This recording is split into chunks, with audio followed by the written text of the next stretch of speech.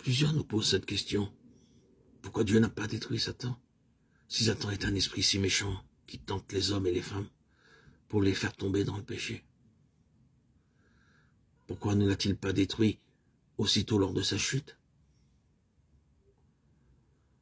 Lorsque Satan tomba, vous et moi, nous n'étions pas encore nés. Adam et Ève même n'avaient pas encore été créés. Mais Dieu nous avait tous déjà dans sa pensée. Il connaissait tout de nous. Il nous connaissait par notre nom. La parole de Dieu nous dit qu'il nous avait déjà choisis avant la fondation du monde. Éphésiens 1,4. Ainsi, Dieu ne détruisit pas Satan parce qu'il désirait l'humanité rachetée, ainsi que vous et moi, pour faire sa volonté et vaincre Satan pour la gloire de Dieu. Le Dieu de paix écrasera bientôt Satan sous vos pieds. Romains 16.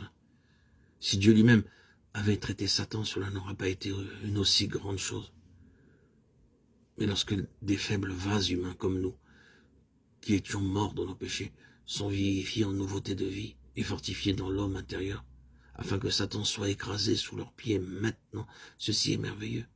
Et si nous devons devenir des vainqueurs et nous asseoir avec le Seigneur Jésus sur son trône, ceci est aussi inexprimable par des paroles. Apocalypse 3, 21. C'est pourquoi le Seigneur vous fortifie jour après jour, en amour, en foi et en patience. Il désire que nous devenions plus que vainqueurs sur chaque situation et épreuve de la vie. Romains 8, 37. C'est ainsi que Dieu fait pour nous délivrer du mal.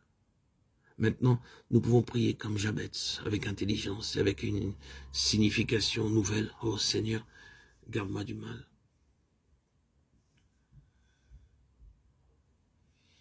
Ceci est le fragment qui détermine la prière de Jabez, en sorte que je fusse sans douleur.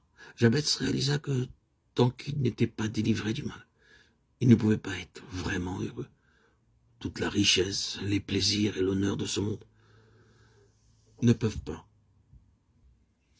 nous procurer une véritable joie. Si les gens de ce monde pouvaient apprendre ce simple secret de la vie de Jabez, combien cela serait très bon. Le péché apporte la tristesse non seulement au pécheur, mais aussi à son entourage. En revanche, si vous êtes sauvés, cela ne sera pas seulement une bénédiction pour vous, mais pour les autres aussi. Crois au Seigneur Jésus et tu seras sauvé, toi et ta famille. Acte 16, 31. Ainsi prions comme Jabez. Si tu me mettais à l'abri du mal, en sorte que je fusse sans douleur. 1 Chronique 4, 10. Il nous est dit, et Dieu accorda ce qu'il avait demandé. 1 Chronique 4, 10.